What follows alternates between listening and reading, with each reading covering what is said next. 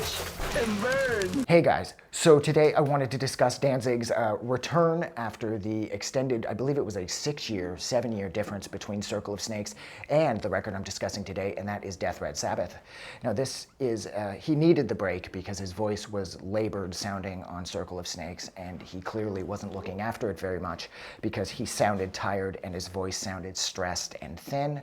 However, I will say the 6 years off allowed him to create one of the best albums of his entire career.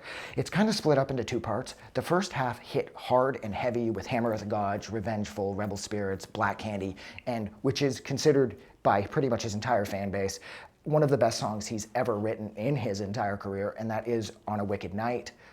Personally, I feel that that song, should have ended the album because it does sort of, those first handful of songs hit so hard and they sound so complete that it sort of knocks the second half somewhat. But that's not to say that the second half isn't amazing, because as far as I'm concerned, I found that the second half of the album sounded more like the type of music that you would find on Danzig 1 through 4.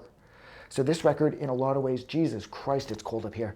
This record, in a lot of ways, it is the perfect marriage of new and old. You've got the new, heavier Danzig for the first handful of songs, and you have the more classic era Danzig sounding tracks for the second half of the album. And it really works, because if you're a fan of 1 through 4, you'll like the second half of this album. But if you like, say, Danzig 7 forward, you will love the first half. And I have to say that Black Candy is one of the best songs I think he's ever written as well. And Hammer of the Gods is amazing. Revengeful kicks ass. Juju Bone is great. Black Star Hell. Those songs, Black Star Hell and Juju Bone, remind me of like Danzig 2, Danzig 3. Whereas Hammer of the Gods and Black Candy sound a little like 7 with a bit more of a bluesy influence tossed in on Black Candy.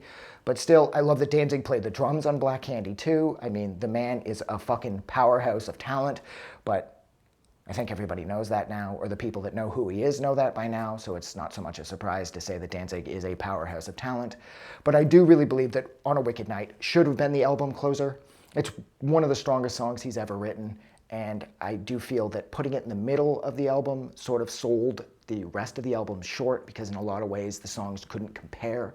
Even though I did love how they did sound like early Danzig, it felt like after On a Wicked Night, everything was going to be fighting for its place on the album, and it was probably going to lose. But yeah, so look, I'm going to go because it's incredibly cold up here. And thank you so much for hanging out with me. I found this incredibly awesome abandoned house a little ways off from where I live. It's eerie, and there's a bunch of weird noises, which I'm hoping is just animals and not a crew of murderers, because I am in here, unfortunately, by myself. And yeah, so if you like this review, don't forget to do something nice for somebody. You guys kick ass, and I will see you soon. Have a good night. Jesus, like, look at this. I don't know if you guys can see that or not, but oh, that's why the window's broken. Jesus, Adam. Look at this place. Fucking glass everywhere. Cool looking, though. Have a good night.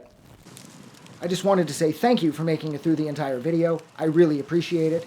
And I'm going to remind everyone one more time, even though I've probably already done this in the video that you just watched, to please click the like button as well as the subscribe button, because it helps this channel grow. And thank you for hitting like and subscribe, and we will see you guys really soon.